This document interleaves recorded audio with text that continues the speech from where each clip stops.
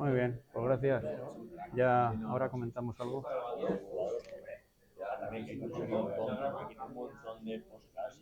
Sí. Bueno, ya por fin podemos empezar. Bueno, los temas de hoy. Los temas de hoy, pues, son pues, de actualidad, por supuesto, bueno, bastante actualidad, digamos mes y medio o así. Y todos ya tendréis alguna idea del tema, ¿no? Quería comentar también, los que estáis en redes sociales y, bueno, en el chat, la mayoría sabréis que tenemos la oportunidad últimamente de salir a la radio, ¿no? Está muy bien, cosa que está muy bien. En el programa en Onda Cero, en Más de Uno Valencia, pues tenemos un cuartito de hora en lunes alternos, a partir de las 12:30. Y bueno, y ahí hemos empezado ya llevamos 3 capítulos. El último, el de Luis Rivas, que lo habréis oído, ¿no? Supongo. Y muy bien, ya tenemos esa oportunidad, pues nada, se nos va a conocer un poquito más. Y nada, quería comentar alguna cosilla más de lo que se dijo allí, pues bueno, tampoco se puede decir mucho en un cuarto de hora. Y se quedan muchas cosas ahí y bueno, ya ha habido algunas novedades, ¿no? Y hoy tenía pensado, pues aparte de comentar un artículo como siempre, pues ver unos vídeos que están muy bien porque aparecen, bueno, en el vídeo este sobre Marte, que habéis empezado a ver, de Santa Olalla, que lo hace bastante bien, aunque a veces marea un poco a la hora de... Pero bueno, lo interesante es que aparece una entrevista a Carlos Briones, el astrobiólogo, que tenemos también en el consejo asesor de la escuela, lo cual, pues bueno, ya está muy bien. Y a partir de ahí, bueno, no es muy largo, podíamos comentar cositas, ¿vale? También sacaré algunos artículos interesantes que han aparecido por ahí. Vamos allá.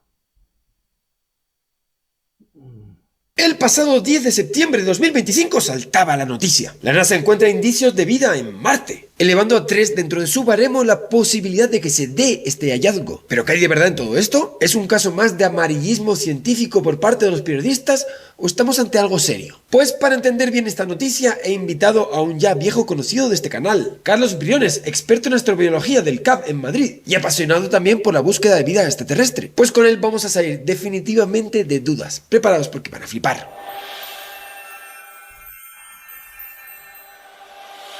Marte, nuestro amado vecino cósmico. Un planeta muy similar a la Tierra, mitad en tamaño, pero con duración similar de día, con estaciones como la Tierra y una geología que nos es familiar, a una distancia del Sol que permite la vida, o como se dice en términos técnicos, está dentro de la zona de la franja de habitabilidad. Es más, ya nos hemos acostumbrado a imaginar a Marte como un desierto, totalmente inhóspito para la vida. Pero se sabe que durante millones y millones y millones de años, esto no era así. Marte tenía ríos y mares, luciendo similar a nuestro planeta Tierra. Y esto lo sabemos, porque literal se han encontrado esos lechos de ríos, la geografía marcada por el paso del agua, como en nuestro planeta. Es más, durante muchos años, hasta que llegaron las primeras cámaras que pudieron captar fotos en Marte, se pensó que incluso era posible que en Marte hubiera vida macroscópica. Seres que caminen, que anden, bichos, incluso vida inteligente. Llegaron incluso a anunciar que habían observado canales artificiales en Marte. Pues de eso no hay. Estamos absolutamente seguros. Pero sí hay esperanza de que hubiera vida cuando había agua, incluso que aún haya seres microscópicos. Y es que en nuestro planeta Tierra hemos encontrado vida en los sitios más recónditos, formas de vida muy pero que muy resistentes. Son los extremófilos, seres vivos que resisten al vacío exterior del espacio,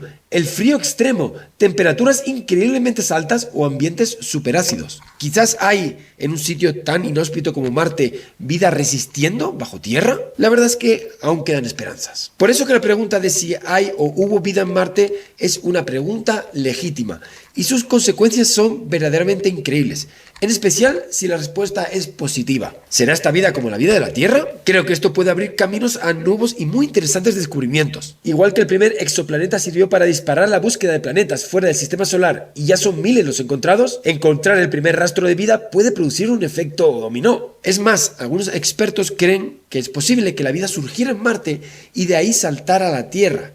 Sí, sé que esto de que la vida salte de un planeta a otro suena extraño, pero se han encontrado piedras en la Tierra provenientes de Marte. Pudo haber surgido la vida en Marte, pero la colisión de un gran cometa contra el planeta hizo que saltaran grandes rocas que acabarían cayendo a la Tierra, trayendo la vida a nuestro planeta. Así que estudiar la vida en Marte también puede ayudarnos a entender el origen de la vida. Por eso este tipo de investigaciones son tan cruciales. Y la verdad es que en este caso estamos muy bien posicionados. Ya contamos con varios rovers sobre Marte, tomando muestras, analizándolas y enviando sus resultados a la Tierra. En particular hablamos de uno, el rover Perseverance, que amartizó el 18 de febrero de 2021. Un cacharro absolutamente increíble. Pues bien, con todos estos elementos ya tenemos los ingredientes sobre la mesa para entender la noticia. Así que sí, comienza el análisis que estabas esperando de este descubrimiento de la NASA. Y yo no sé cómo se la arreglan los científicos para lanzar siempre estos bombazos cuando yo estoy de descanso de YouTube, aquí en plena gira del Club de la Tusa por Colombia,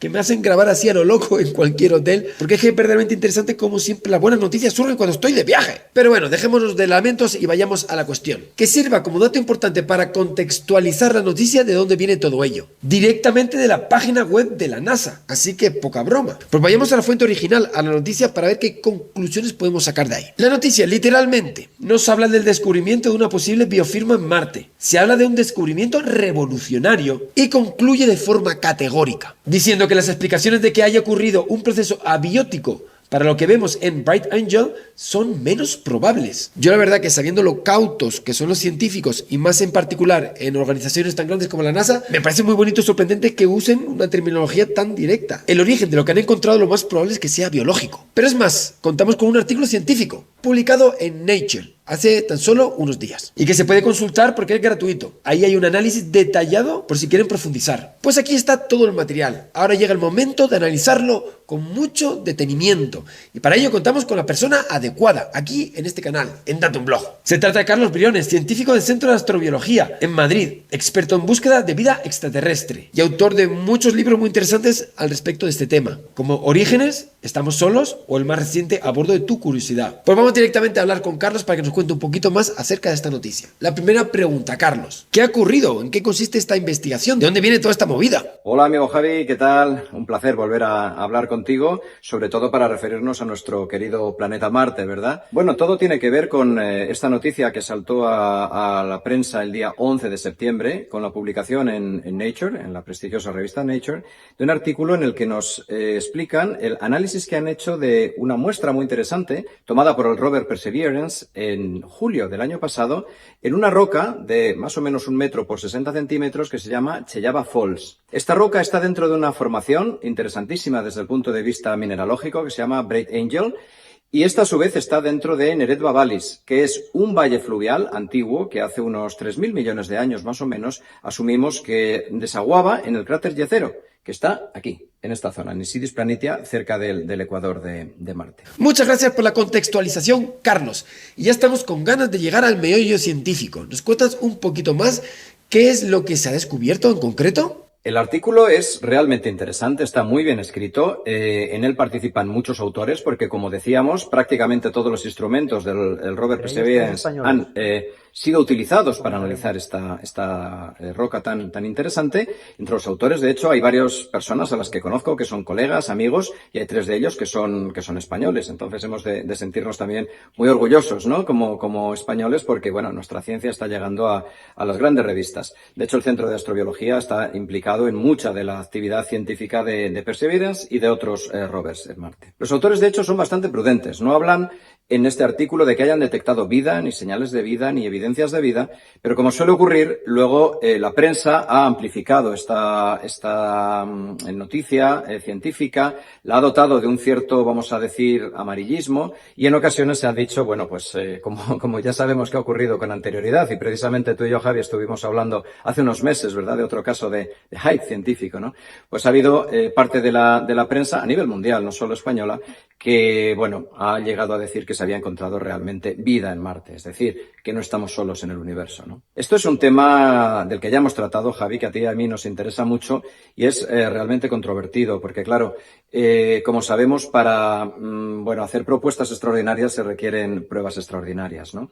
¿Es este resultado una prueba extraordinaria? Pues es muy interesante, los autores lo han hecho muy bien, utilizando toda la tecnología disponible, pero a la forma de pensar de muchos de nosotros todavía no es suficiente para decir que, bueno, pues que realmente hubo vida en Marte, ¿no? Es un paso interesantísimo, como digo, pero la propia NASA había construido recientemente una escala que lo llaman COLD, Confidence of Life Detection, que es, bueno, ¿qué serie de pruebas habría que ir aportando para estar seguros de que hemos encontrado vida extraterrestre? Esa escala tiene 7 niveles. Yo creo que hasta ahora hemos llegado con este resultado y con otros al nivel 3. Es decir, se han detectado unas evidencias, unas posibles biofirmas que probablemente o que tengan posibilidad de haber sido originadas biológicamente. ¿Pero eso quiere decir que lo hayan sido? No. Harían falta contraanálisis, haría falta que equipos independientes las analizaran de nuevo hasta llegar a decir hemos encontrado vida a Marte. Aún no podemos decir eso. Estamos lejos de poder decir eso. Entonces, claro, en cierta medida este artículo es digamos, una llamada de la NASA a la administración norteamericana actual para que realmente esas muestras que está tomando Perseverance en el planeta Marte sean traídas a la Tierra por la misión de retorno de muestras que ya estaba planificada y que ahora está un poco en el alero en función de qué vaya a hacer la NASA con su financiación. Entonces, claro, uno de los puntos fuertes del artículo es decir, señores, tenemos posibles evidencias de vida. Para analizarlo en detalle, en profundidad, habría que traer esa muestra a la Tierra, esa y todas las demás, en total unas 60 de las recogidas por Perseverance, unos cilindros de roca más o menos de este tamaño, como un pasador de diapositivas de tamaño, traerlas a la Tierra, analizarlas aquí, con toda la tecnología disponible en nuestro planeta y, lógicamente, con las medidas de control de contaminación necesarias. Si eso se hiciera, pues podríamos llegar a saber si más o menos, con una certeza que ya veríamos hasta qué nivel podíamos llegar, pues saber si realmente hubo vida en el planeta rojo, vida pasada, porque pudo ocurrir. Las condiciones de Marte, cuando aquí empezó la vida, eran muy parecidas a las de la Tierra. Nada impide que en Marte surgiera también la vida como surgió en nuestro planeta. Pero claro, hay que tener esas pruebas extraordinarias que nos permitan asegurarlo. Traer esas muestras de Marte a la Tierra, pues quizá podría ser una forma de conseguirlo. En fin, no lo sabemos todavía y yo lo resumiría como que es un gran paso en la investigación de Marte, un gran paso en la investigación astrobiológica, pero que, como ocurre siempre con la ciencia, sobre todo en la ciencia de calidad, por cada pequeña respuesta que das surgen muchas más preguntas. Entonces, seguro que durante los próximos meses y años, por supuesto, se va a seguir hablando de Marte y en particular de estas muestras tan interesantes que el robot Perseverance ha detectado y ha analizado allí en el planeta rojo. Y finalmente, ¿qué conclusiones sacamos? ¿Y qué puede depararnos el futuro al respecto? Esta muestra ya se vio desde el principio que iba a ser muy, muy interesante, probablemente la más interesante de las analizadas hasta ahora por Perseverance en Marte. Tiene una serie de vetas de sulfato de calcio que están separadas entre sí por bandas ricas en hematita. En las de sulfato de calcio hay olivina. Y en las de hematita se ven lo que han llamado manchas de leopardo, que son unas formaciones de morfologías variadas, algunas esféricas, otras menos esféricas, menos regulares, que son claritas en el centro y con una zona perimetral más oscura. Este moteado y unos frentes de reacción que se han podido analizar en esa zona, pues han sido estudiados en profundidad por prácticamente todos los instrumentos que tiene a bordo Perseverance. Se han hecho análisis mineralógicos de distinto tipo, se ha empleado, por ejemplo, la espectrometría Raman y se ha visto que dentro de estas manchas de leopardo hay dos minerales característicos. Una es la vivianita, que es fosfato de hierro hidratado, y otra es la greigita, que es un sulfuro de hierro. Pues bien, lo que plantean los autores de este artículo es que quizá esos dos minerales han sido el resultado de la actividad biológica, es decir, serían productos de biomineralización debidos al metabolismo de microorganismos que estarían viviendo allí en esas aguas hace unos 3.000 millones de años,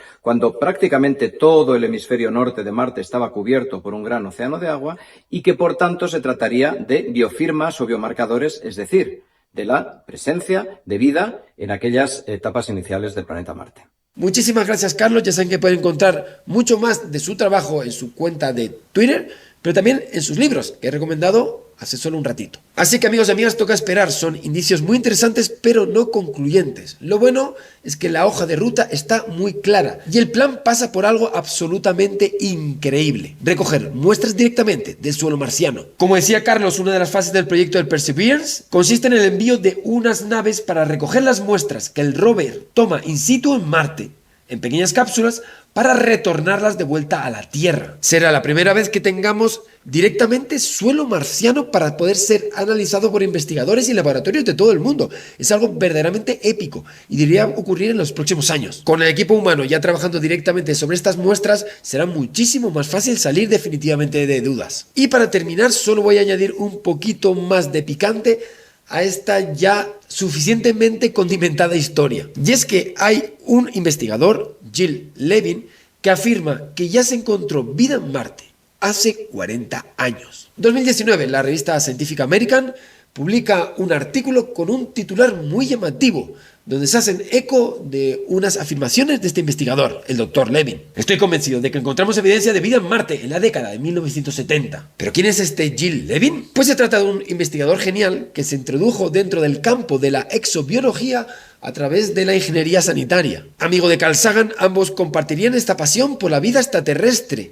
y pudieron trabajar juntos dentro de un gran proyecto, una misión, la misión Viking. Una misión que quizás encontró vida en Marte. 20 de agosto de 1975. Se lanza a bordo del Titan 3 las sondas Viking 1 y 2 con destino Marte. Serían las primeras sondas en llegar a la superficie de nuestro vecino planeta. Carl Sagan, nuestro gran Sagan, formaba parte del equipo científico de este proyecto. Un Sagan que en esa época anhelaba con encontrar esta evidencia. Su sueño era poder anunciar que habían descubierto vida en Marte. Y es así como este robot pisa la superficie de Marte y comienza a mandar las primeras noticias desde el planeta vecino. Y la primera sorpresa fue altamente decepcionante. No había ni un indicio de vida, admitió Sagan tras la llegada de las primeras fotos. Ni maleza, ni árboles, ni cactus, ni jirafas, antílopes o conejos. Pero este no era el final de la misión, era un paso decepcionante, pero todavía quedaban esperanzas. Había esperanzas de que hubiera vida microscópica. Y aquí había una dosis de buenas noticias en forma de experimentos, y es que estas Viking tenían incorporados 4 experimentos que eran capaces de buscar vida en Marte. Eran experimentos de biología. En particular había un experimento, LR, Level Released, un experimento guiado por este científico, Gilles Levin. Su detector de vida marciana se había diseñado en principio como un modo de detectar bacterias en fuentes de agua potable y alcantarillas. Su empleo de isótopos radiactivos daba miedo a los clientes, al menos a los que planeaban utilizarlo en este planeta. A la NASA le impresionó la sensibilidad de la técnica. Pues dicho y hecho, una vez se posó este robot sobre la superficie de Marte, comenzó a llevar a cabo estos experimentos. Así tomaron un pedacito de suelo marciano y lo rociaron con nutrientes, a los que se le había añadido carbono 14, es decir, carbono radiactivo. Y esta es una idea muy original, porque este carbono no interfiere en las reacciones químicas metabólicas, de manera que forma parte de todo el ciclo, pero con la ventaja de que al ser radiactivo se puede producir la trazabilidad, es decir, saber cuánto carbono se había metabolizado por las reacciones que tenían lugar en esta muestra. A primeras horas de la noche del 30 de julio, el dispositivo de liberación de gases marcados estaba detectando gas radiactivo, muy por encima del margen de error experimental. Cada 16 minutos, el experimento realizaba otra medición. La unión de los puntos correspondientes a los datos produjo una supercurva. Además se hicieron pruebas a modo de control para ver que esto no era un falso positivo. Más interesante aún, el mismo experimento que portaba su hermano, la Viking 2, que se había posado en otra región de Marte, también estaba dando resultados positivos. Y esto es verdaderamente loco, porque no estaban encontrando fósiles de vida pasada, sino vida presente. Por desgracia, el resto de experimentos dieron resultados negativos y la NASA no volvió a mandar un experimento similar a la superficie de Marte. Así que desde entonces no sabemos nada más. Aún así, Levin, 30 años después, lo tenía bien claro. Ellos habían sido los primeros en encontrar vida marciana. ¿Es esto verdad? Pues yo no lo sé, pero lo más divertido y lo más bonito es que pronto lo sabremos. Esta historia va a tener un final y ese final será relativamente pronto, dentro de nuestro tiempo de vida. En cualquier caso, los indicios siguen acumulándose. ¿Será que pronto tendremos la gran noticia? Pues esto ha sido todo, amigos y amigas. Me despido sin más, deseando que le den mucho al coco y estudien, que ustedes pueden ser el próximo Einstein o la próxima Marie Curie. Nos vemos como siempre el próximo... Bueno, yo creo que ya. Pues ahí lo tenéis. ¿Qué os parece? Juntamos una cosilla. Entre los 3 científicos españoles hay uno que también está en nuestro consejo asesor, es Martínez Frías, geólogo y astrobiólogo, nada menos. Y hay una entrevista muy interesante donde comenta, bueno, esta conclusión es lo que se destaca del artículo, ¿no? Del artículo que ha comentado, que ha traducido. Ahí tenéis, pues, la importancia del descubrimiento, que fue de unas muestras de julio del año pasado. Lo que pasa es que han seguido investigando y lo puedo hacer más grande. No veo este cacharro. ¿Dónde lo...? Así, aquí. Vale. Ahí está. O sea que son muy cautos los científicos, pero da la impresión, como ha comentado ahí, que lo que se ha visto ahí, esas muestras geológicas, pues se sabe que las producen microbios de aquí, ¿vale? Y, pero también se pueden producir de forma puramente química, inorgánica, con lo cual estamos en lo de siempre. Hace falta... Geológicamente de una manera muy Claro, claro. Sí, sí. No, pero las condiciones de allí, eso es lo que han ido estudiando después.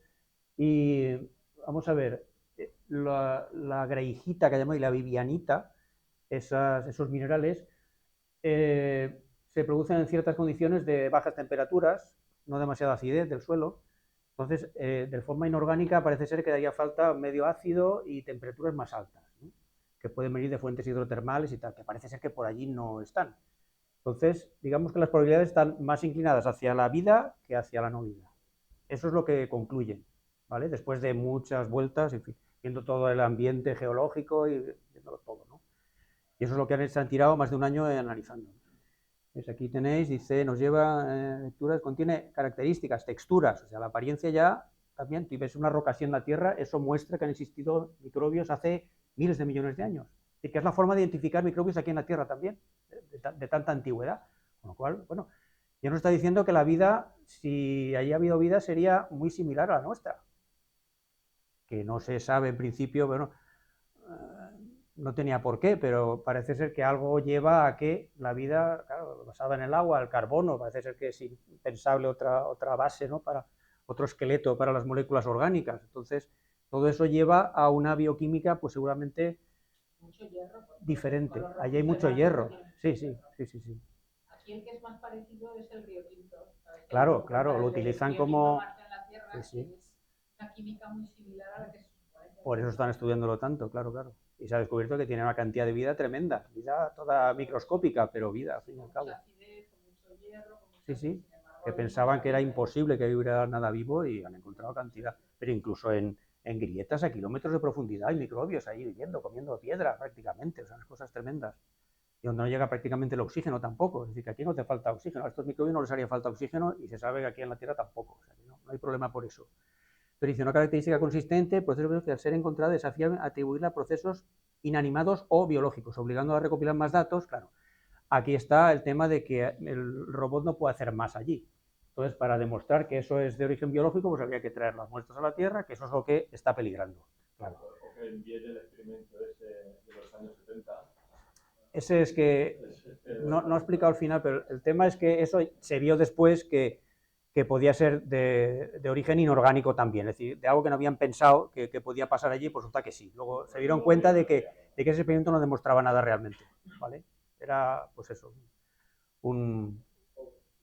no servía, ¿eh? Y más porque los otros tampoco funcionaron, entonces solo funcionaba este, pero este científico está empeñado, como he dicho ahí. Si no hay más muestras, pues no. Entonces habría que traerlas y encontrar, pues la homoquiralidad, por ejemplo, que dicen los químicos, en fin, que las moléculas no fueran 50%, ¿no? Mezclas racémicas que se llaman, ¿no? Los químicos, ¿vale? Que eso es lo que la vida elige un isómero u otro, ¿no? La vida exige, pues, los aminoácidos, formas L de aminoácidos, ¿no?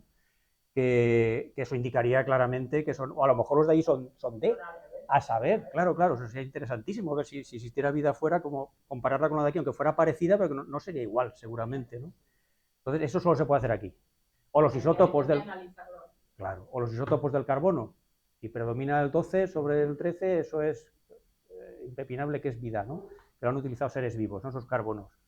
Entonces, pues es peligra. La misión esta sería para los años 30, suponiendo que todo fuera bien, que está paralizado, ahora están buscando la manera de que salga más barata la misión, porque se habían ido a los 11.000 millones, de 7.000 previstos, 11.000 millones. Eso, o sea, que antes de Trump ya se había parado. Estaban mirando la manera de abaratarlo, porque si no, no se hacía. Entonces ahora, mucho peor. Ahora, pues, ya veremos. Parece ser que ha habido un movimiento enorme de científicos, de muchas organizaciones científicas también, y para tratar de decir, bueno, recortamos la ciencia, pero esto no, por favor, esto, y después. Y parte de la importancia del anuncio, y el anuncio tan importante que ha hecho la NASA, se ve en se tiene en cuenta pues las dificultades, ¿no? Es decir, que están llamando la atención para ver si se animan y ponen dinero, ¿no? No se paraliza. Claro, claro. ¿Qué es lo que hace mucho la NASA? Porque estamos en una época ahora de muchas horas boom para que las hagan los medios y presionar para que te den dinero. claro, pero es muy legítimo, ¿no? Los que están ahí dedicando esto llevan ya a lo mejor 10 o 15 años. Pero no, claro, pero ahí entran pues luego las noticias mal informadas, en fin, la desinformación. En este caso sí que parece que sí, que es lo más cercano que hemos estado nunca a descubrir vida, aunque sea antigua, ¿vale? Y ya solo eso ya sería tremendo, ¿no? Pues nada, ahí está la cosa. Y estas muestras que van en el robot, los lanzadores no van incluidos en el robot, ¿no? Que va, tiene que ir la otra muerta, la MSR, esta que llaman, que es la que tendría que llamar al 29, claro, recoger los tubos, recoger las muestras, que se las lleva el cacharro, y les va dejando también por el camino algunas, no sé si el polvo lo va a enterrar o tal, menos mal que algunas las almacenan en el propio rover, y iría en un robot, las recogería, las metería. Es lo más complejo que se ha hecho nunca, desde luego. O sea, que suponiendo que funcionara, esa es otra, es... La agencia española, la agencia europea también está metida en esto, pero claro, si la NASA se retira, no se hace, no podría Europa sola, ¿no? Entonces ahí están peleando, a ver si hay suerte, y de aquí al 30 pues que se consiga avanzar. Sería una pena horrorosa que no, después de esto, pues ella dice, ya se ha visto que lo ha dicho Briones, que incluso es muy escéptico siempre, ¿no? Que el trabajo es impecable y que las conclusiones pues también indican más hacia la vida que hacia otra cosa. Y que hay que confirmarlo por narices, porque si no sería un...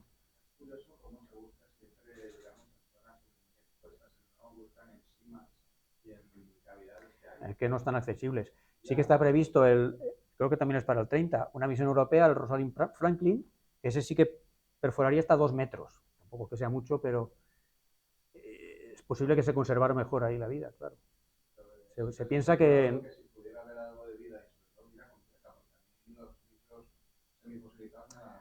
a los biólogos no. A los biólogos no. Solo eso sería, sí, claro, lo ideal sería encontrar ahí plantas, animales y tal. Pero eso no va a pasar en Marte, desde luego, ¿no? Eso ya está claro que en Marte no, ¿vale? Pero solo eso, si hubiera, no digamos, si fueran fósiles, vale, pero si fueran vivos ya, impresionante, si se encuentra ahí algún tipo de bacteria y se puede poder comparar, claro, eso sería una revolución de verdad, se habría encontrado vida fuera de la Tierra, eso sería brutal, aunque fuera un simple microbio. Si los simples microbios aquí en la Tierra, si no fuera por ellos, no estaríamos aquí nosotros. Eso más de haberlo dicho, ¿no? Claro, todos los sistemas metabólicos, desde la respiración hasta la fotosíntesis, todo eso lo han inventado los microbios y se lo han pasado a las plantas. La respiración se lo han pasado a las células de los animales. O sea que no estaría la vida compleja aquí si no hubiera empezado por ahí. Las implicaciones desde el punto de vista filosófico de que estamos buscando vida, claro, que donde más cerca pueda todo haber, eso. Se encuentra, ¿cómo no habrá? Claro, claro, eso daría... Ha salido hace poco una noticia que en Encélado, una de las lunas... Sí, esa la quería comentar también. Mira, pues esa... Han perforado y han encontrado sí. también... No, perforado no. Bueno, que la han encontrado en el mar que debajo. En los phasers y tal. Y... claro, ahí la suerte es que sale el agua con lo que lleva, ¿no? Menos... Sí, la Cassini detectó. Y todavía están escarbando en los datos de la Cassini. Esto lo han sacado escarbando más todavía en los datos que ya mandó hace años. Sí, sí. Eso lo quería, mira, pues eso seguramente lo trataremos en la próxima, en la radio. El tema este lo quería llevar. Si me toca a mí, lo llevaré desde luego. Si me toca a quien me toque. Normalmente lo llevamos entre Jordi y Luis. Luis ha sido el que ha hecho el tercer capítulo. Los dos primeros me tocaron a mí con estos temas. Y ese sí que hay que tocarlo también. Interesante. Claro, aquello está muy lejos ya. Pero hay agua allí, claramente. No como aquí en Marte, que hubo, pero ya no hay. Claro, claro, actividad geológica, o sea, eso es fundamental. Ahí tenemos la energía, tenemos el agua, tenemos las moléculas orgánicas también que se han detectado. Pues eso es un caldo de cultivo que si no ha empezado tiene que empezar dentro de millones de años, no sé, pero... Bueno, el agua en la Luna parecía que había cambiado, ¿no? Se suponía que había mucha agua. No sé, ese tema... Que no. Parecía que las previsiones no eran lo que... Había como un movimiento diurno del agua durante el día. Por bajo de... Puede haber, pero donde sí que hay más de lo esperado es en Marte, precisamente. En Marte sí que se ha encontrado más, incluso en zonas del Ecuador a poca profundidad hay hielo, ¿eh? Hielo, claro.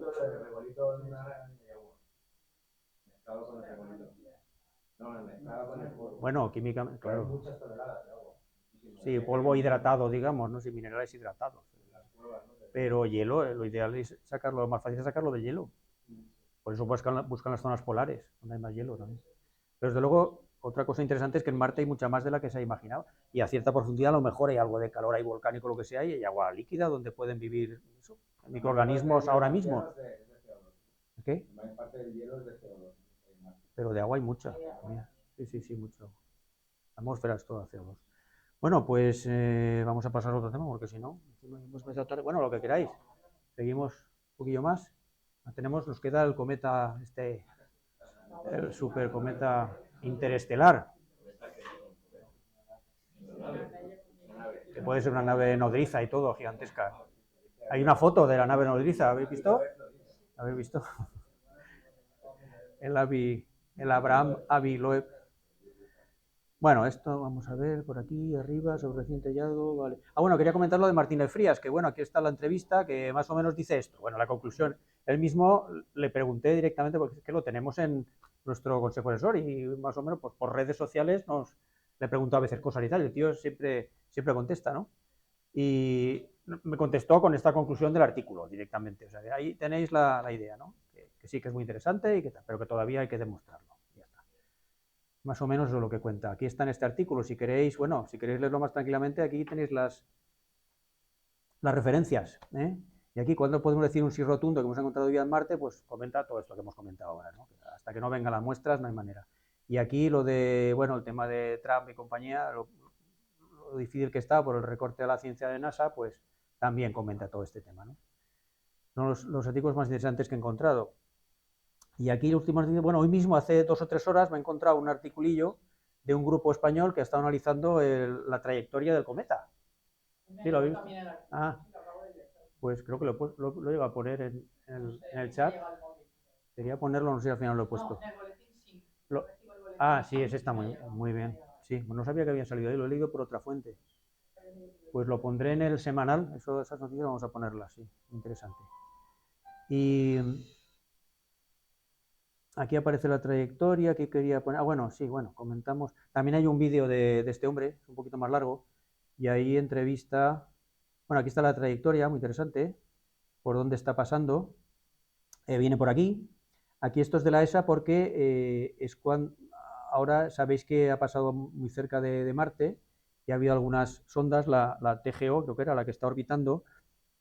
El Perseverance lo ha intentado, pero no, le ha salido esa cosa, ¿no? El movido, y que era Phobos, además, ni siquiera era el cometa, ¿vale? Esa que habéis visto que decían que a lo mejor podía ser y tal, era Phobos, ha dejado un trazo ahí, cojonudo, perfectamente claro, ¿no? El cometa ni se ve.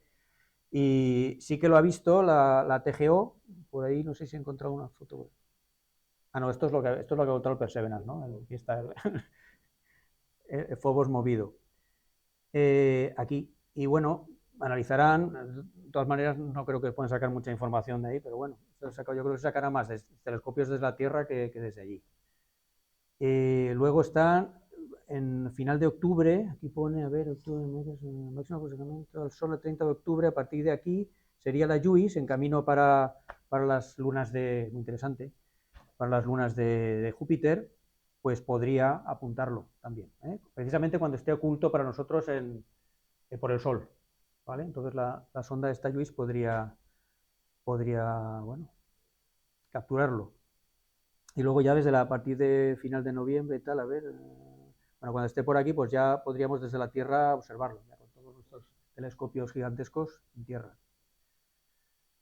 Y bueno, este no va a ser de los que hay otros que sí que están, ahora tenemos 2 que están ahí a punto, sobre todo el Lemon, precisamente a partir del día 20, a final de este mes es cuando estará visible por las tardes. Pasa que la Luna está creciendo y nos acabará molestando. Y no digamos las nubes, que tal y como está la cosa, ya veremos. Ya veremos. Es muy raro ¿Cuál? que pase cerca de todos los planetas. Bueno, sí, las teorías del hombre este, sí, vale. Sí, sí, Cuando pase por detrás del Sol y va a claro. cambiar el movimiento y se va a... Él dice que era una hipótesis científica porque es demostrable, es decir, si cambia la trayectoria de forma rara, a partir de ahí, si no sigue prácticamente recta, porque viene lanzadísimo y apenas se va a pasar por... Fijaros que el arco es una trayectoria hiperbólica muy abierta, abiertísima, o sea que apenas casi parece una línea recta. Entonces, si hiciera cuando llega por aquí, hace así, que sería el momento, si quiere llegar a por nosotros, ahí es el momento de encender los motores, cambiar la órbita y dirigirse de aquí, o lanzar las ondas hijas para que... Entonces ya tendríamos que preocuparnos, ¿eh? Pero, en fin, ya sabéis, este hombre es así. Dice que es perfectamente científico y legítimo el plantear esa posibilidad, aunque sea remotísima. Él dice que casi seguro, que reconoce que casi seguro es un cometa, porque con el Oumuamua aquel primero sí que se comportó de forma muy rara y todavía no saben si era asteroide o era cometa. Y la forma tan extraña, en fin, ahí podías imaginar lo que quisieras. Y luego el movimiento que hizo, aquello que parecía que se iba propulsando, que salía más disparado de lo normal, de lo que se cabía esperar. Ese sí, el Borisov este fue un cometa normal y corriente. Daba alguna composición y tal. Y este, pues prácticamente también, desde el principio se ha visto que es un cometa. O sea que, por mucho que se empeñe, no. Pero él decía eso, que además viene en el plano de la eclíptica prácticamente, y que viene contrario al movimiento de los planetas, que eso parece ser que no sé por qué, eso sería mejor si vienen a observarnos y no sé. En fin, yo qué sé. No, da siete argumentos. Una serie de argumentos. Por ejemplo, que la cola en vez de ir hacia atrás va hacia adelante. Que eso también, anticola, más de una vez hemos visto cometas con anticola. No sé de dónde se saca eso. El tipo de reflexión solar que tiene. Es como que estuviera de tipo metálico y no de rocas. Sí, como si no fuera polvo y gas, sino que algo más sólido, no sé qué, en fin, un montón de cosas que en fin, ya veremos como que no, pero bueno. Precisamente en el vídeo que quería... La composición química también se decía que tenía mucho CO2 y casi nada de agua. Sí, pero eso puede ser raro, pero que no es imposible para un cometa que viene de allá. Además, es que claro... No sabemos si viene de otro... No, viene de muy lejos y se sabe que puede ser mucho más antiguo que el sistema solar, eso también, por la zona donde viene y tal, son estrellas muy antiguas y tal, pues parece ser que podría tener a partir de 10.000 millones de años, cuando el sistema sabéis que tiene 4.500, ¿no? Pues aquí está el otro vídeo, vamos a verlo, este es un poco más largo, pero vale la pena porque entrevista a Héctor Socas, ¿conocéis? Vale, pues muy bien, ahí habla de, pues ya lo veréis, muy interesante. Noviembre 2025, ha llegado la hora, nuestra hora. La hora del juicio final. Una nave alienígena se aproxima a la Tierra con la intención de conquistarnos. Suena a guión de película de ciencia ficción. Lo extraño, en este caso, es que no lo es. Se trata de un paper científico publicado el 1 de julio de este año y que pretende alertar sobre un nuevo objeto, de nombre 3I Atlas. Un cuerpo descubierto hace un mes y que viene de fuera del sistema solar y que, según los científicos autores del artículo, podría tener la intención de liquidarnos. ¿Qué tiene esto de cierto? ¿Podría ser así? Entra y te cuento todo sobre este caso, con la colaboración de un astrónomo que trabaja precisamente en búsqueda de vida inteligente en el universo. Be ready, my friend, porque you are going to flip it very much. Pero antes tengo una buenísima noticia que compartirte, puesto que voy a hacer por primera vez una gira del Club de la Tusa, producida por mí. Voy a estar precisamente en Colombia. Esto fuera. Medio ausente. De repente, su cara cambia de expresión. Se vuelve oscura. Sin aparente contexto, hace una pregunta al aire. ¿Dónde están todos? Se refería a los extraterrestres. ¿Dónde están? Se dice Fermi. Y es que acababa de hacer lo que se conoce hoy como un cálculo de Fermi. Un cálculo que él mismo hizo famoso. Se trata de hacer cálculos rápidos, de orden de magnitud, de probabilidad, sobre preguntas de lo más dispares. Y esto lo podía hacer hasta en los momentos más inesperados. Por ejemplo, podrías ir a una de sus entrevistas de trabajo, de estas para contratar estudiantes. Tú estarías muy nervioso, delante de él, claro. Es un gran físico, histórico descubridor de la fuerza débil, de la fisión y creador de la primera pila nuclear. Estás, sin duda, ante uno de los grandes genios de la historia, así que estás nervioso, tiemblas de miedo, temiendo que te haga una pregunta complicada sobre física atómica, radiactividad o la difícil interacción débil que él mismo descubrió. Sin embargo, de repente te mira, sonríe y te pregunta: ¿cuántos peluqueros hay en la ciudad de Boston? ¿Pero qué es esto? Shock, nervios. ¿Qué clase de pregunta te ha hecho? ¿A qué viene? Seguramente te ha extrañado, pero la pregunta tiene sentido. Fermi no pretende que sepas la cantidad exacta de peluquerías que hay en Boston.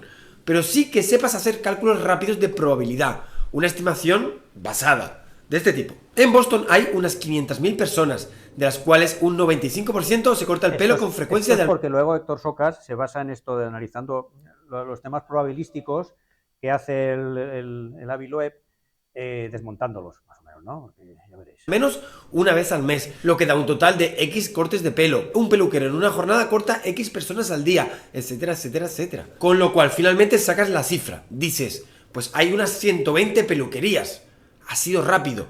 Y puede que en realidad haya 120 o 220. ¿Qué más da? No pasa nada. Está bien, te has acercado. Está en lo que se conoce como el orden de magnitud. Error sería decir que hay 20 o 8.000. Así que Fermi te sonríe de vuelta. Asiente, estás contratado. Y digo que este tipo de cálculos no son una tontería porque muchas situaciones físicas son muy importantes. Por ejemplo, ocurre con los extraterrestres. Volvemos a los Álamos. Esos segundos que Fermi estuvo callado, estaba haciendo un cálculo similar en su cabeza, a velocidad cósmica, y su resultado era apabullante. Él se preguntó, ¿cuántas civilizaciones alienígenas inteligentes puede haber en nuestra galaxia? Él razonó de forma similar al caso de las peluquerías. Hizo un cálculo de Fermi. Si hay 100.000 millones de estrellas en nuestra galaxia y un 95% de esas estrellas tiene algún planeta en la zona de habitabilidad, si de esos planetas un 70% tiene condiciones adecuadas para la vida y de eso un 50% ha tenido tiempo suficiente para dar lugar a la evolución y de etcétera, etcétera, etcétera. Vamos, llegó algo similar a lo que hoy conocemos como la fórmula de Drake, un cálculo para estimar precisamente el número de civilizaciones extraterrestres siguiendo el mismo procedimiento que ideó Fermi. Y tras el silencio, su asombro. El resultado le había dejado boquiabierto. La galaxia debería estar llena de vida inteligente. Puede incluso que más inteligente que la del ser humano. Hablamos de civilizaciones mucho más avanzadas que podrían estar cerca de la Tierra. Entonces se dijo Fermi, ¿por qué no sabemos nada de ellos? ¿Por qué no han contactado con nosotros? O como él mismo verbalizó, ¿dónde están todos? Acababa de nacer la famosa paradoja de Fermi. Nuestra galaxia debería estar llena de seres extraterrestres inteligentes, pero por ahora no hay nada. ¡Qué raro! ¿Cómo puede ser? La paradoja de Fermi es importante para la historia de nuestro vídeo por contexto, pero aún lo es más por sus posibles soluciones. Y es que esta pregunta disparó la imaginación de miles de científicos que se han lanzado a explorarla lógicamente, buscando posibles respuestas. Y son de todo tipo. Desde las más sencillas, pues que simplemente el cálculo está mal porque sobreestima la probabilidad de que se cree vida desde cero y realmente estamos solos. Las más tristes, la teoría del gran filtro, o cómo toda civilización tecnológica acaba autodestruyéndose en cierto punto de su desarrollo. A las más sofisticadas. Nos envían mensajes pero no somos capaces de entenderlos porque no tenemos su tecnología. Es que hay todo tipo de respuestas. Que nos observan y no nos quieren molestar, que somos una especie de zoo para ellos, que nos ven como un ser humano ve una hormiga. Pero de entre todas ellas hay una que da especialmente miedo. Es la teoría del bosque oscuro. Imagina a un guepardo que quiere cazar una gacela. Lo imaginas ahí, sutil, escondido entre la maleza, acercándose sigilosamente, pisando suavemente, para no hacer ruido, y contra el viento para que no le llegue su olor a la presa. Tú no lo imaginas, en cambio, dando saltos y haciendo ruidos innecesarios. Es que no tiene sentido que lo haga. Pero ¿y si lo extrapolamos a los extraterrestres? ¿No pasaría con ellos exactamente lo mismo? Es decir, podríamos pensar que no recibimos sus mensajes no porque no existan o no puedan mandarlos, sino porque son hostiles, depredadoras, y guardan silencio, agazapados,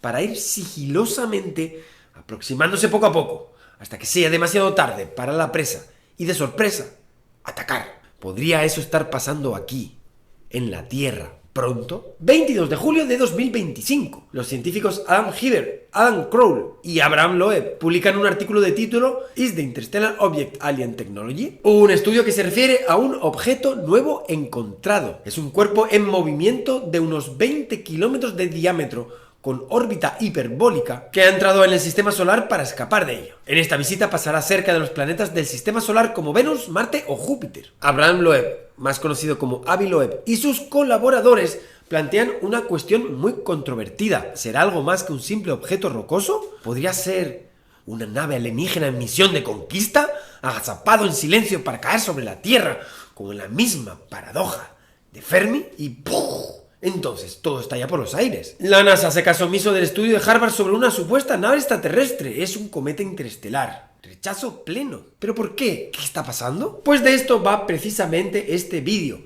Vamos a analizar con detalle este artículo y así entenderemos sus implicaciones, su relevancia y también la reacción de la comunidad científica, con la colaboración de un astrónomo del IAC, el Instituto de Astrofísica de Canarias, que se dedica precisamente a la búsqueda de vida inteligente, el proyecto SETI, Search for Extraterrestrial Intelligence.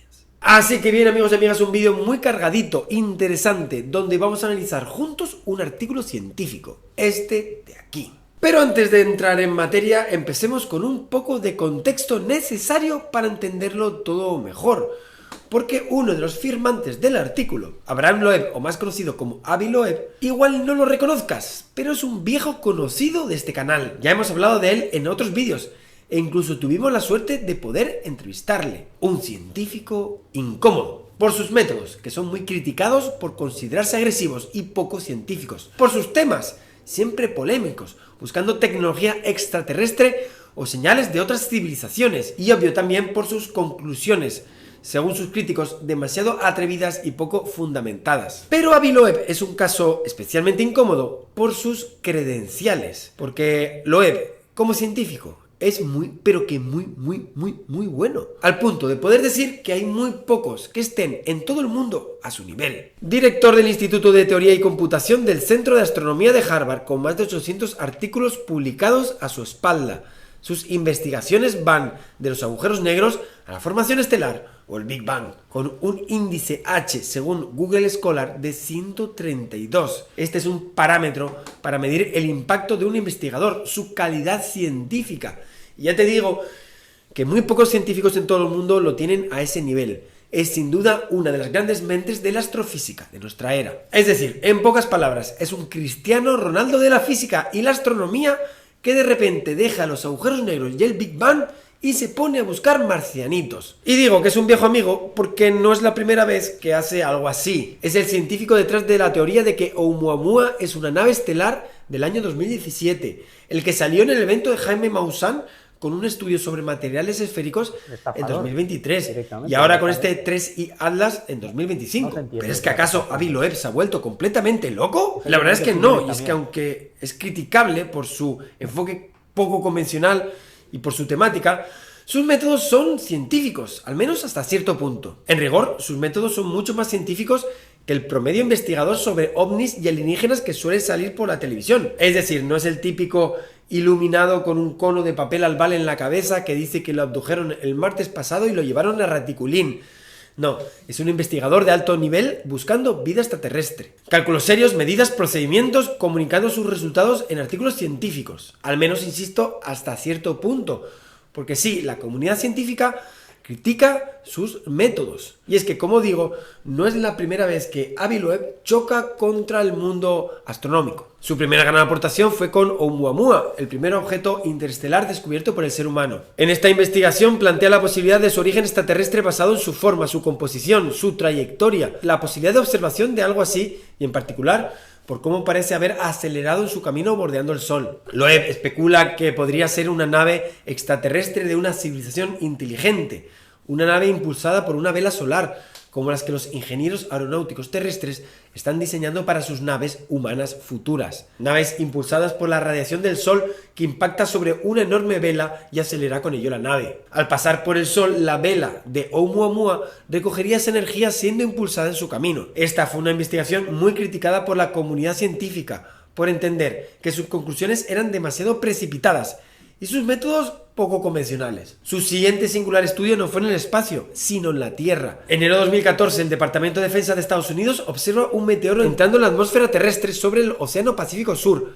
a la altura de Papúa Nueva Guinea. Su nombre, IM-1. ¿Y qué tenía este IM-1 en especial? Si esto ocurre miles de veces y la gente no se vuelve loca. Pues que entró en la Tierra con una velocidad anormalmente alta. ¿Qué hacer? ¿Cómo saber más? Pues en algún lugar del Pacífico tuvo que haber caído este IM-1, se dijo Avi. Así que trazó la trayectoria probable de este asteroide y con ello encontró un área del Pacífico grande pero razonable, donde podría haber fragmentos del meteoro. Y se lanzó al océano a buscarlo. Echó en el fondo del océano una especie de rastrillo magnético muy potente para que se peguen a él los objetos metálicos, y con ello peinó el suelo oceánico en ese área para captar objetos metálicos y subirlos de vuelta a bordo. Y lo consiguió. Aparecieron esférulas diminutas que podrían ser parte de ese meteoro. Loeb hace un análisis exhaustivo de su composición química, que según él apunta a un origen de fuera del sistema solar y posiblemente de una inteligencia extraterrestre. Todo ello dentro de la más grande polémica que puedas imaginar. Loeb ha sido duramente criticado por sus colegas hasta llegar al ostracismo, por saltarse los procedimientos típicos del mundo científico y por sus salvajes conclusiones a las que llega, según ellos, de forma apresurada, incendiando la opinión pública de forma no justificada. Vale, pues esto es el contexto, y esto es importante porque sabiendo esto, puedes entender mejor cómo es la reacción de la comunidad científica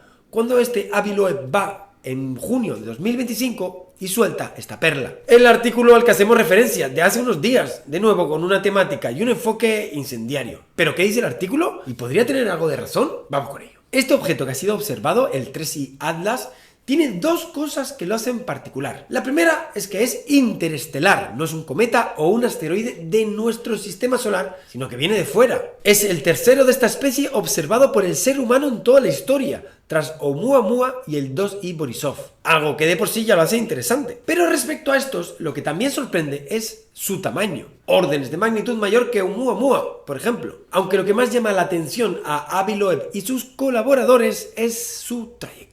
Entra en el sistema solar, pasa cerca de varios planetas vecinos y se marcha, algo que para ellos es extraño, muy extraño. Así, todo el artículo en realidad no es sino un juego probabilístico, analizando las probabilidades de que algo así sea casual y no buscado intencionalmente. Y en este punto los investigadores destacan varias casualidades que disparan su atención.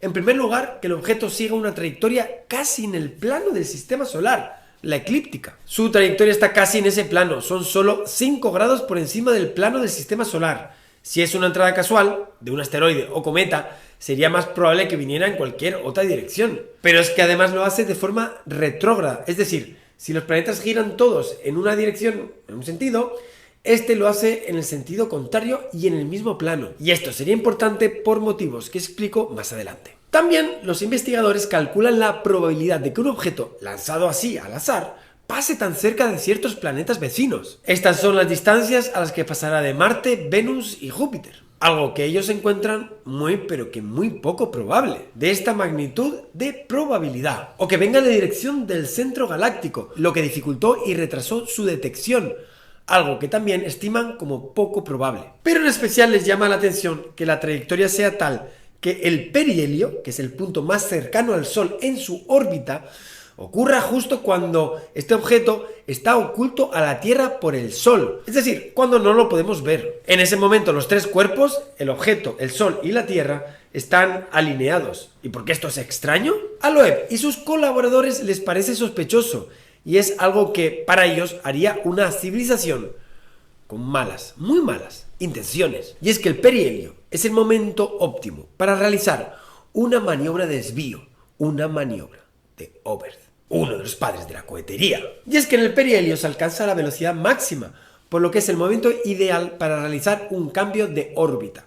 Ya si quieres, por ejemplo, alejarte definitivamente del Sol, o en cambio si quieres quedar atrapado en su órbita. Así, el perihelio es el momento ideal para hacer una maniobra, para cambiar tu órbita, y así lanzarte, por ejemplo, directo a la Tierra. Y aquí, sumando todo, es donde la cosa se pone muy pero que muy fea. Es el punto en el que Loeb mira la teoría del bosque oscuro, la tétrica solución a la paradoja de Fermi. Esta es la hipótesis que lanzan Avi y sus colaboradores. Imagina una civilización extraterrestre inteligente que quiere atacarnos. Pues bien podría querer hacerlo de forma inmediata y por sorpresa, o bien querría primero obtener importante información precisa sobre el sistema solar para una misión futura de conquista. Así, cosas como las masas de los planetas como Júpiter y Venus son importantes. Y son importantes estas masas porque están asociadas a las trayectorias y son vitales para el diseño de cualquier misión espacial. Vale, pues ahora nos ponemos en este caso. Esta civilización extraterrestre quiere pasar desapercibida y actuar de la forma más rápida y sorpresiva posible. Quiere hacerlo de forma silenciosa, sin ser apercibida. ¿Qué hacer? Bueno, pues lancemos una nave impulsada por vela solar hacia la Tierra, pero lo hacemos de forma inteligente. Primero, lleguemos al Sol en la dirección del centro galáctico, para así retrasar nuestra detección desde la Tierra. De esta forma, evitamos ser detectados con anterioridad, de manera que no puedan mandar una misión de desvío o de ataque. Así, este objeto fue detectado el 1 de julio de 2025, demasiado tarde para poder lanzar una misión de desvío o reconocimiento con la tecnología que el ser humano tiene hoy. Además, dice la civilización inteligente, lo lanzamos en el plano del sistema solar para poder realizar la misión con el mínimo gasto de energía y así pasar cerca de los planetas que nos interesan. Y finalmente lo lanzamos en sentido contrario al movimiento de los planetas y de manera que en el perihelio esté oculto a la Tierra, para así poder poner en marcha un ataque sorpresa con una maniobra de hover inversa, pillando escondida la nave detrás del Sol respecto a la Tierra. En ese momento, desplegamos la vela solar, recibimos la energía del Sol y frenamos la nave. Con esto cambiamos la trayectoria hiperbólica inicial, una trayectoria que saca a la nave del sistema solar, y la cambiamos por una cerrada, elíptica, girando alrededor del Sol y tal que permita caer en la Tierra en el momento exacto. De esta manera, con un pequeño gasto de energía extra, podrían iniciar la invasión de la Tierra en noviembre de 2025. Es cierto que no es lo único con lo que especulan. Con esa maniobra, en el perihelio, también podrían acercarse a Júpiter, Venus o Marte, lo suficiente como para poder mandar una sonda de reconocimiento con un pequeño gasto energético. Sería entonces una misión de reconocimiento. Esta hipótesis, muy salvaje, la fundamentan con números, que son los cálculos de probabilidad antes referidos, y con gráficas, con las que estiman los plazos, duración de viaje o energía necesitada para las maniobras. Muy loco. Pero todo, como dicen ellos, son cálculos razonables, y lo más interesante de todo, deja una predicción. Su hipótesis es verificable, y además muy pronto. De estar ellos en lo correcto, veremos en pocos meses un cambio en la trayectoria de este objeto. De no ver este cambio, su hipótesis habrá demostrado ser falsa. Así que solo es cuestión de pocos meses tener una respuesta definitiva. Pero para conocer realmente qué opina un experto acerca del tema, creo que es mejor llamar a un amigo y compañero. Se trata de Héctor Socas, ya lo conocen, precisamente por un vídeo que hicimos juntos entrevistando a Avi Loeb, además por un curso que hizo para la plataforma Amautas. Héctor es un investigador con alta reputación en el Instituto de Astrofísica de Canarias, en astronomía, astrofísica y también busca de vida extraterrestre. Además, es uno de los creadores del famoso podcast Coffee Break. Así que es momento de hacerle la pregunta: ¿cómo recibe la comunidad científica esta noticia? ¿Cuál es su opinión? Pues escuchemos a Héctor, que tiene algo muy interesante que contarnos. Todo lo que sabemos sobre este nuevo objeto interestelar, 3I Atlas, desde tan lejos, es compatible con que sea un cometa interestelar. Avi Loeb propone que podría ser una nave alienígena disfrazada de cometa. Esta es una especulación que la apoya en una serie de improbabilidades estadísticas. El problema es que estos criterios están seleccionados a posteriori, es decir, después de que conocemos las propiedades del objeto, uno puede ir y buscar sus peculiaridades y decir que es raro por la razón que sea. Este es un tipo de argumentación que es muy peligrosa y hay que tener mucho cuidado. Y para ilustrarlo, vamos a ver qué pasa si lo aplicamos en otros ámbitos de la vida. Por ejemplo, tomémonos a nosotros mismos, ¿no? Me voy a poner a mí mismo como ejemplo. A todas luces, seguramente parezco humano, ustedes me están viendo, ustedes son científicos de la Tierra. Si me ven en este vídeo, en esta imagen, tengo todas las características que tiene normalmente un ser humano. Pero alguien podría plantear, ¿qué probabilidades hay de que yo sea un alienígena disfrazado? Entonces, si nos fijamos con detalle, si observamos mis propiedades físicas, podemos ver algunas cosas que son poco probables. Por ejemplo, mido 1,94 m, que es algo peculiar entre humanos. Solo el 1% de los humanos tienen una estatura de este orden, de 1,94 o más. Y claro, esto sería compatible con la hipótesis del alienígena disfrazado, porque necesitaría un tamaño mayor para poder, para el espacio que ocupa el disfraz rodeando mi verdadero cuerpo alienígena, ¿no? Así que eso, pues, bueno, sería un argumento para apoyar el hecho de que soy un alienígena disfrazado. Otra cosa que pueden haber notado, si me han observado con atención, es que padezco dos condiciones médicas que se manifiestan en los ojos. Una es el estrabismo, que solo lo tienen el 3% de los humanos, y otra es la enfermedad de Hilbert, que afecta al 4% y, bueno, se manifiesta en algún amarillamiento del blanco de los ojos, ¿no? Claro, los ojos son un órgano muy complicado, muy difícil de reproducir fielmente, y tendría sentido que el disfraz alienígena pues mostrara imperfecciones en algo tan complejo de reproducir como los ojos. Además, esto ya es muy sospechoso, resulta que yo nací y vivo en una isla pequeña, en Tenerife, que en este tipo de territorios solamente vive el 1% de la población mundial, en islas del tamaño de Tenerife o menores. Y esto también, de nuevo, tendría sentido con que yo fuera un alienígena disfrazado tratando de pasar desapercibido en la Tierra, pues yo viviría en algún sitio relativamente pequeño donde pudiera ser más fácil pasar desapercibido. Así que, basándonos en todas estas improbabilidades, concluiríamos que hay una probabilidad de, ojo, el 99,999% de que yo sea un alienígena disfrazado. Obviamente esto no es así, les aseguro que no soy un alienígena disfrazado, soy humano, aunque la verdad es que ahora mismo viendo estos números me he quedado un poco preocupado, nunca lo había visto así de forma tan contundente, pero estos números salen porque algo tan complejo como un ser humano hay tantos parámetros que es relativamente fácil buscar anomalías a posteriori, porque hay tanto donde elegir que todos en algún aspecto o en otro somos anómalos, somos especiales, ¿no? Esto tiene una moraleja que es que todos somos especiales en algún sentido o en otro. Obviamente un cometa no es algo tan complejo como un ser humano,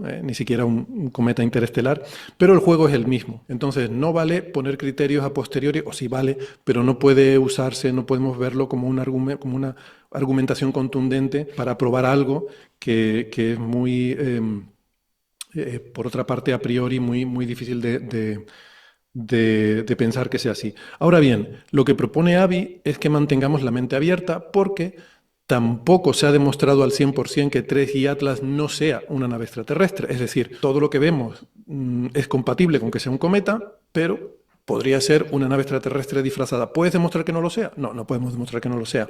Pero esto ya entramos en un problema de filosofía de la ciencia, más que de la propia ciencia en sí. Y por eso a veces echo de menos que hubiera más educación en filosofía de la ciencia también entre el público y entre los propios investigadores. De nuevo, para entenderlo de forma sencilla, vamos a intentar aplicar la misma lógica a una situación de nuestra vida cotidiana. Supongamos la siguiente situación. Yo estoy por la noche en mi casa tranquilamente y de repente, en el silencio de la noche, oigo en la terraza el maullido de un gato. Lo normal sería que yo pensara que es un gato, ¿vale? Esa sería la reacción natural. También podría plantear que es un alienígena en mi terraza que está intentando hacerse pasar por un gato y maulla como un gato. ¿Puedo demostrar que no lo sea? No, no puedo demostrar que no lo sea, pero todos nos quedaríamos con la primera explicación. ¿Por qué? Primero, porque sabemos por observaciones previas que los gatos existen, y segundo, sabemos también por observaciones previas que son mucho más abundantes en las terrazas los gatos que los alienígenas. Entonces, esto no es un cuestionamiento ni un intento de ridiculizar la probabilidad, la posibilidad de existencia de vida extraterrestre. De hecho, es un tema que a mí me apasiona, me fascina y trabajo en ello.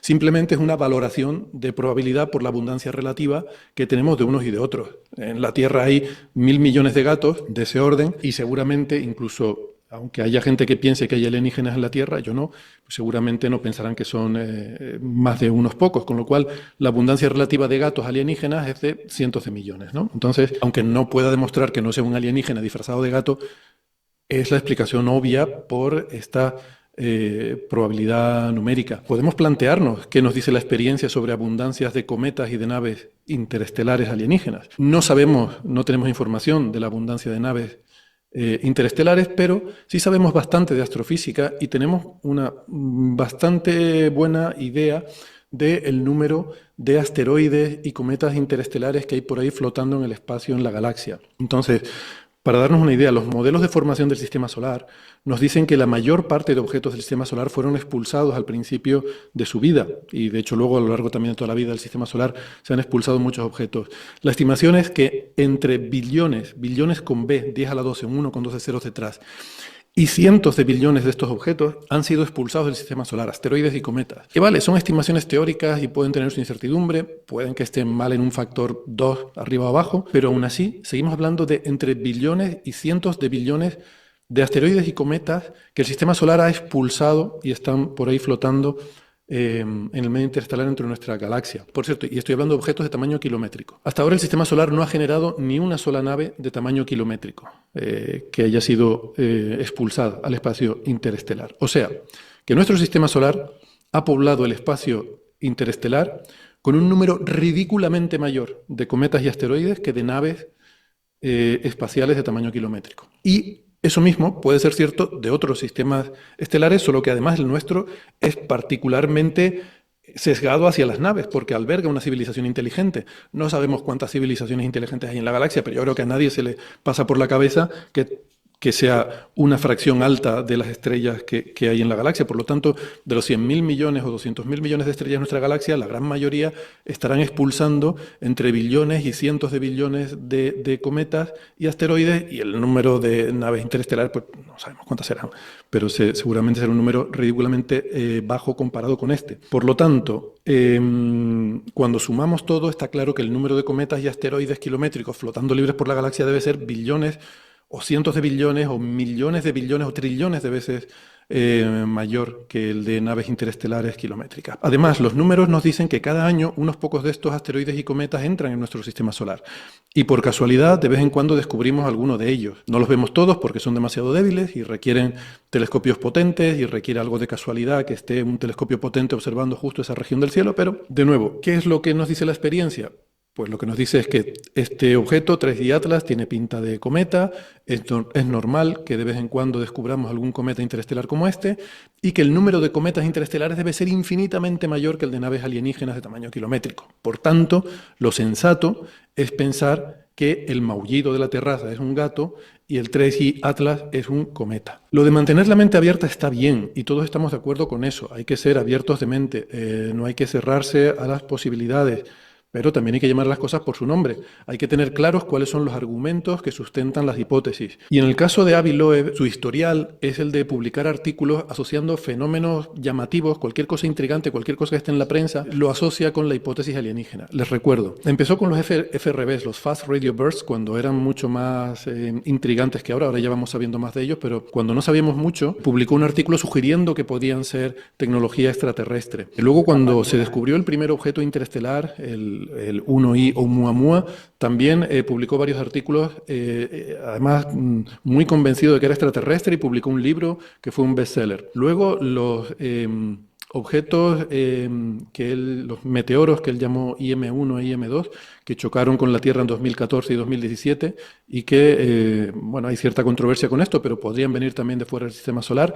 De estos llegó a decir no solo que eran sondas extraterrestres, sino que provenían de una nave nodriza que estaba atravesando el sistema solar. Y ahora también este objeto 3i Atlas. Son todo, o sea, básicamente todos los objetos que vienen de fuera del sistema solar, con la excepción de Borisov, para Loeb son tecnología alienígena. Entonces, aunque sea a nivel especulativo, no es una buena práctica científica, porque, para empezar, ¿qué sentido tiene que todos los objetos interestelares que vemos sean naves alienígenas y ninguno sea natural? Vamos a poner otro ejemplo de la vida cotidiana. Supongamos que hay un pueblo pequeño en el que hay un médico que a todo el mundo le dice que tiene pinta de que se va a morir, o que tiene posibilidades de que se va a morir en los próximos días. Y le dice eso a todo el mundo que va a su consulta. Bueno, de vez en cuando eso pasará. De vez en cuando alguien irá a su consulta y en los días siguientes fallecerá esa persona. Pero eso no es útil. Eso no podemos ni siquiera decir que eso es acertar, porque si se lo dices a todo el mundo, no estás apostando y sobre todo no sirve para nada. La ciencia tiene que estar basada en un modelo en el cual tiene que poder hacer predicciones y tiene que poder dar resultados cuantificables para que pueda ser útil. Si yo voy a un médico que siempre me dice lo mismo, no me va a ser útil. El médico puede decir, no, pero hay que tener la mente abierta. Yo no digo seguro que te vayas a morir, pero puede que ocurra. Entonces, a mí eso no me sirve para nada. Yo tengo la mente abierta y sé que algún día me voy a morir, y ese día podría ser mañana. Podría morir mañana, pero no lo sé. Y este médico no me está aportando información útil, no me va a permitir mejorar mi salud, no me va a permitir poner un tratamiento adecuado si tengo algún problema médico, es decir, no me va a ayudar a mejorar mi salud diciéndome que pues, igual me muero mañana. Entonces, de la misma forma, decir que hay alienígenas por todas partes tampoco me sirve para realmente encontrarlos, que es a lo que aspiramos todos y lo que algunos realmente querríamos que esto ocurriera, ¿no? No sirve, no es útil. Por tanto, y no hablemos ya, por supuesto, de la confusión que genera en el público cuando todo esto se cuenta mal. Bueno, esta es mi visión un poco de todo este asunto y que creo que, en fin, debemos ser más cuidadosos y más cautelosos y decir que este es un objeto muy interesante y que lo vamos a seguir estudiando mucho más, pero que yo creo que hay que dejarle claro a la gente que no hay razones claras.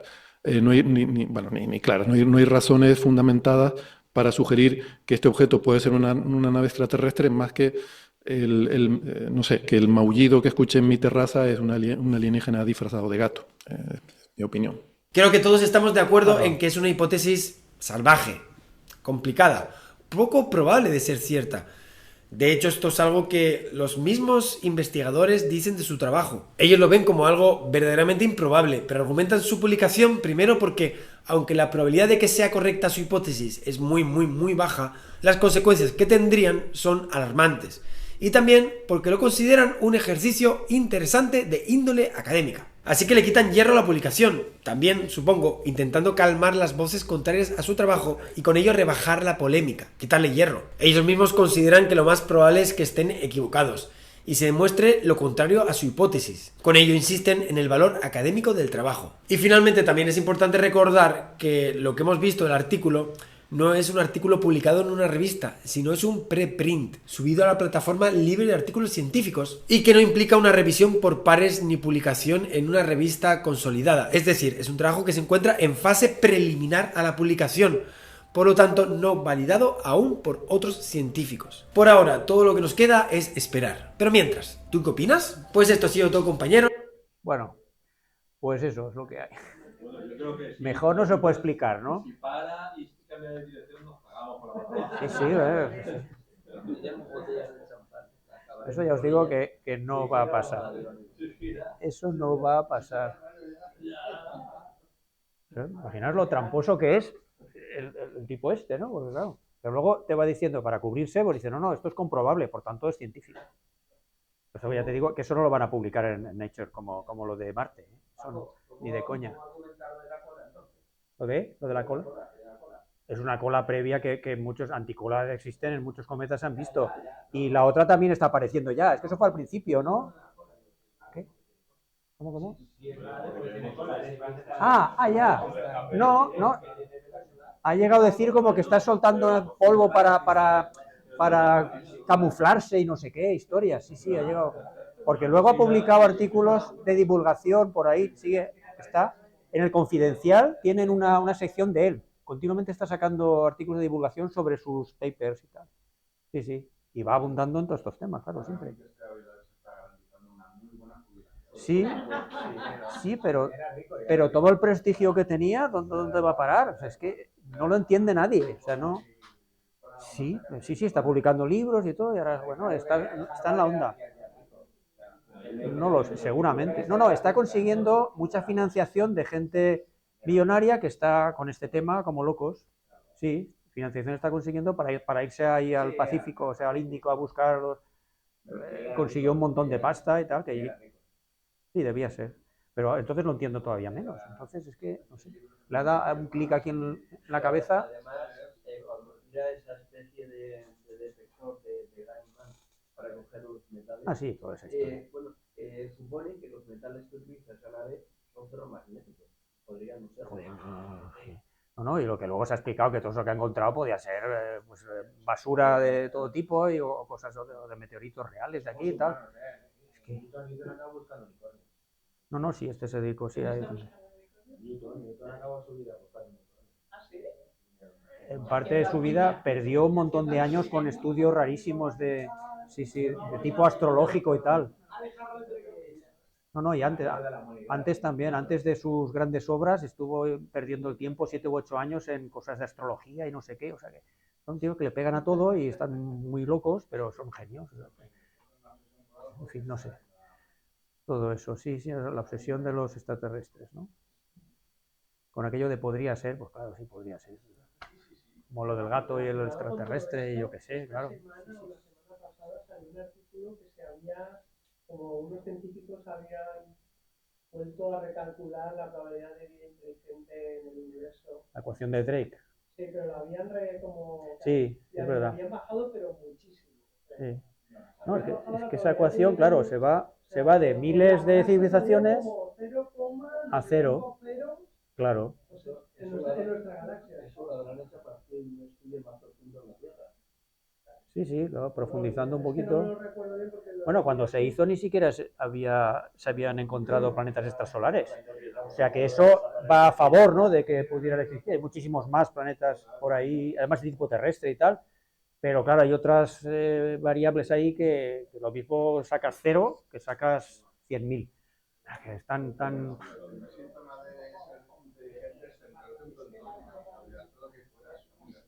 Ya, claro. Pues sí, pero bueno.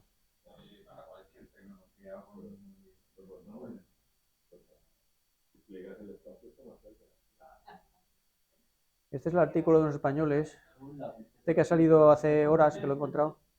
¿Ves? Estos han intentado calcular la trayectoria, en plan serio, vamos, sí, saber dónde viene y qué antigüedad tiene y tal. Parece que demuestran, utilizando datos de Gaia, sabéis que tenía la capacidad de, bueno, de estudiar cuántos 1.000 millones de estrellas, su posición, su movimiento, dirección, en fin, una pasada. Y según eso, con esos datos, pues han podido seguir, aparte de detectar muy bien calcular muy bien la trayectoria, la órbita, a partir de eso, tirar para atrás y ver de dónde viene. Claro, eso es también bastante especulativo, pero ellos dicen que con cierta probabilidad, pues sabemos que viene cerca del centro de la galaxia y tal, y una serie de estrellas de una formación estelar muy antigua y previa al sistema solar y tal, y que apenas se ha modificado la trayectoria que lleva. Eso hasta qué punto se puede, pero ellos dicen que sí. Esto tampoco lo han publicado todavía en revisión por pares, esto lo han sacado en Archive también.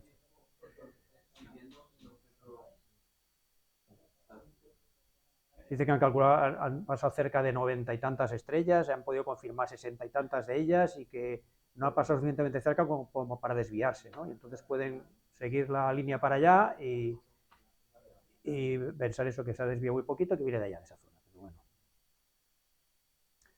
Sospechosamente venía de una zona con muchísimas estrellas, apenas se podía detectar y tal, según. Pero claro, todo eso es posible, claro que es posible, a posteriori todo es posible, lo más improbable puede pasar. ¿Por qué no va a venir en el plano del sistema solar? ¿Por qué no? Puede venir en cualquier punto, normalmente viene en cualquier punto, pues esta vez ha venido así, ¿qué pasa? O viene al contrario de los planetas, en sentido retrógrado, por lo mismo da, si es un cometa viene interestelar, además puede ir de cualquier sitio, y casualmente puede venir por ahí. Que se juntan muchas cosas, pues es como el ejemplo que ha comentado, que se ha puesto el mismo de ejemplo, ¿no? Que podía ser un extraterrestre, pues claro, a todo lo pasado, pues todo lo que tú quieras.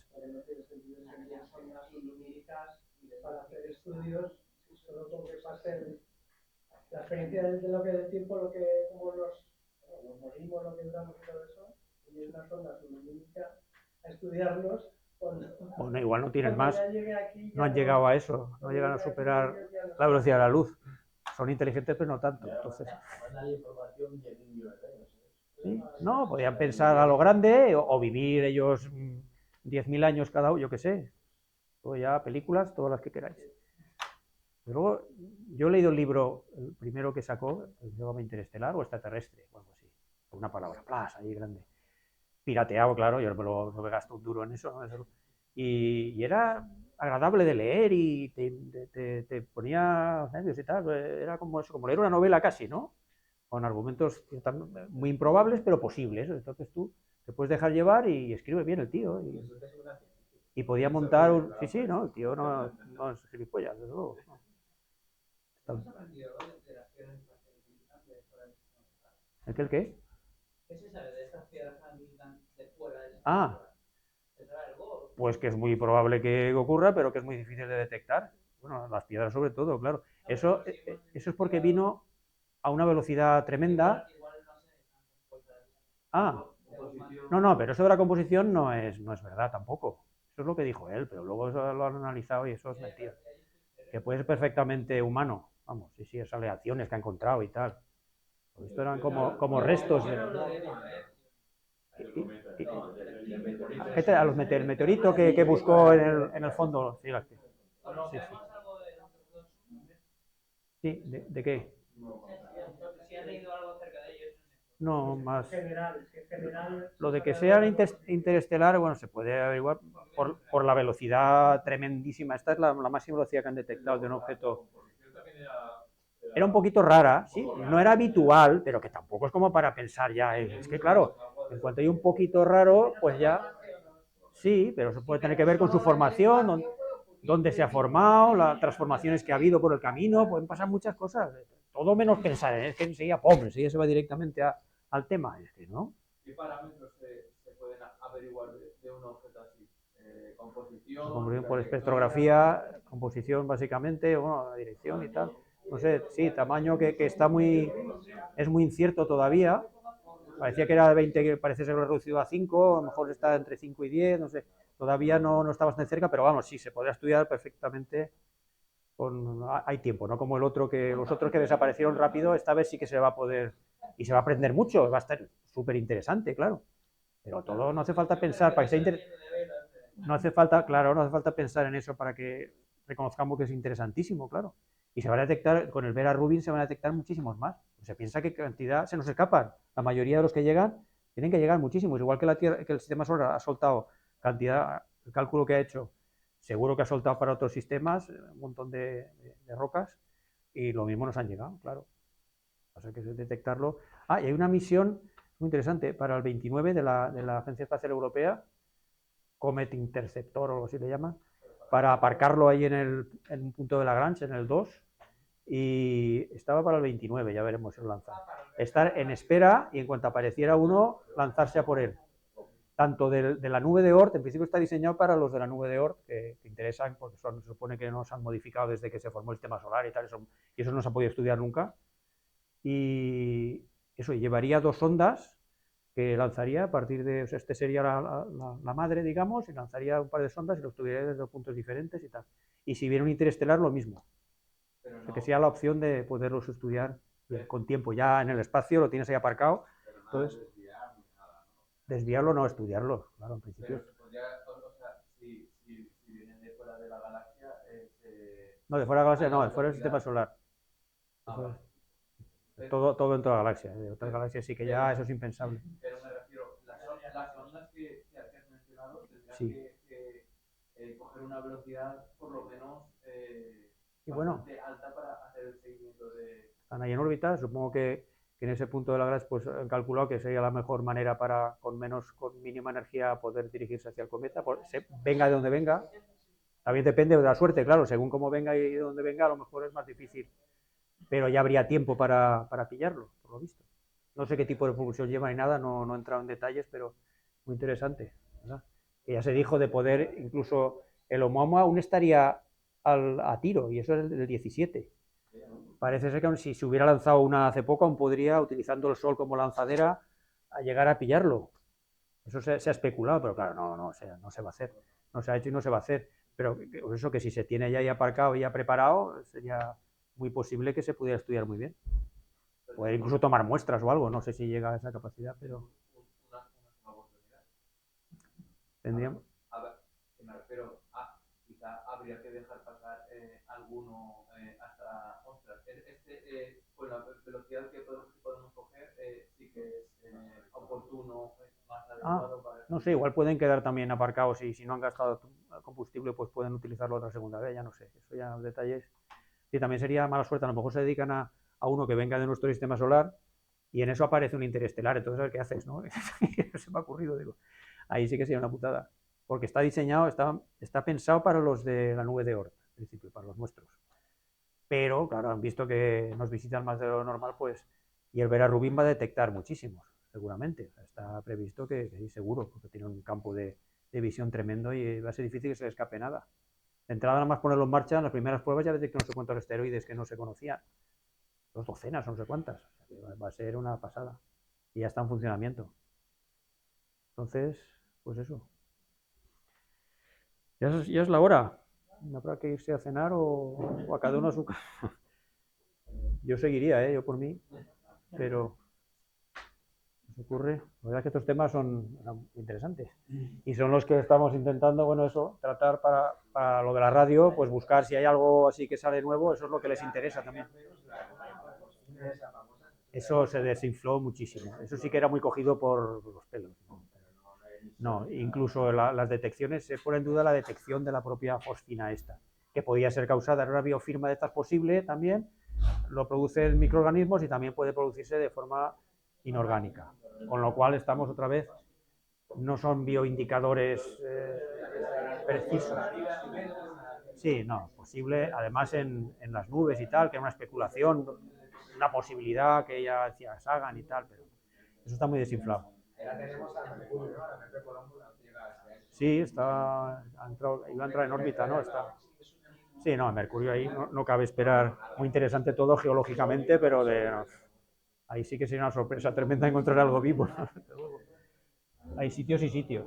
Y ahora están las lunas de Júpiter, que eso, y Encélado de Saturno y Titán, pues eso está muy lejos, pero hay que... Hay una misión, ¿no? Prevista, sí, hay una para el 20, sí, no, para el 30 y algo, el 30. Esta que va a ser una especie de helicóptero que va a ir saltando y tal. No me acuerdo cómo se llama. Sí. Y para Encélado también están en proyecto y tal, otras para Titán, pero ya esas, tírale para... Claro, para el 40 o así. Y ahí, en aquella atmósfera tan densa sería cojonudo, mucho más fácil. Porque en Marte era complicado por tener tan poca atmósfera. Éramos jodidísimos poderlo... Tuvieron muchos problemas para... Y luego ha funcionado de puta madre. Esto no se para.